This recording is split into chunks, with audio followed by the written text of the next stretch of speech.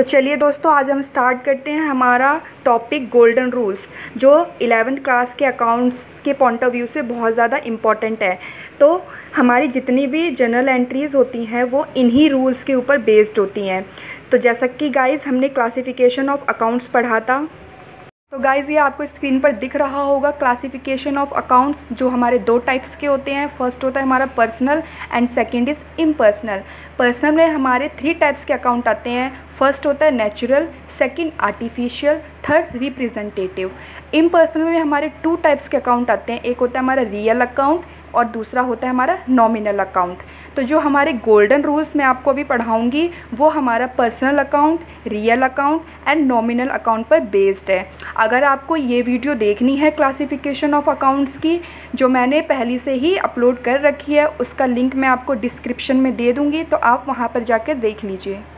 तो जैसा कि गाइस आपको क्लियर हो गया होगा कि गोल्डन रूल्स हमारे किन किन अकाउंट से बनते हैं, एक पर्सनल अकाउंट से, रियल अकाउंट से एंड नॉमिनल अकाउंट से। तो चलिए वन बाय वन इसे डिस्कस करते हैं।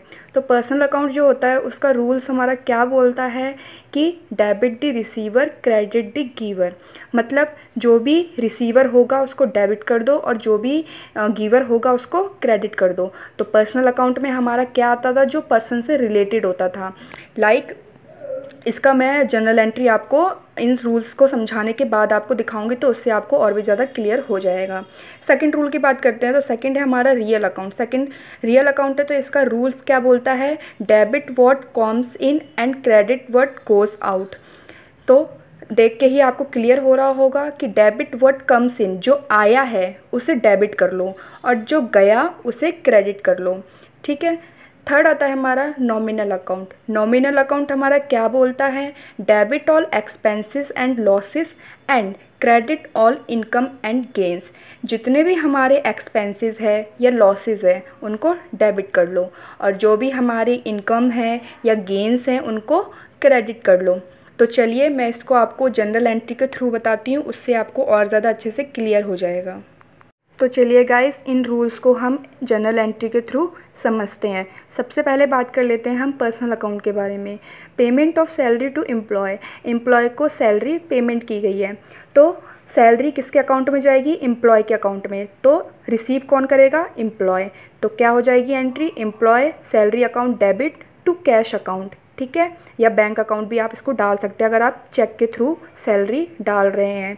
सेकंड बात कर लेते हैं हम रियल अकाउंट की। रियल अकाउंट का रूल हमारा क्या कहता था, debit what comes in and credit what goes out. Debit कर लो जो आया और क्रेडिट कर लो जो गया। Like purchase building for 2,50,000 in cash. Building purchase की है, आया क्या, बिल्डिंग। जो भी चीज़ हम परचेज़ करते हैं वो हमारे पास आता है और जो गया उसको हम क्रेडिट कर लेंगे। तो building account debit to cash account. Nominal account की बात कर लेते हैं। Pay wages. नॉमिनल अकाउंट का रूल हमारा क्या कहता था, debit all expenses and losses and credit all income and gains. Pay wages pay किया है, अगर आप इसे एक बिज़नेस के ऑनर के पॉइंट ऑफ व्यू से देखें तो ये लॉस हो गया।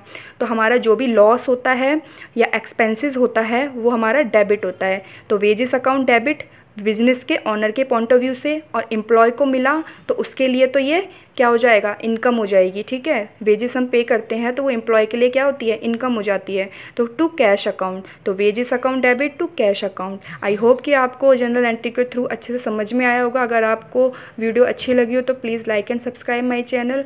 अगर आपको इस वीडियो से रिलेटेड कोई भी क्वेरीज हो तो प्लीज़ कमेंट बॉक्स में मैंशन कीजिए। Thank you.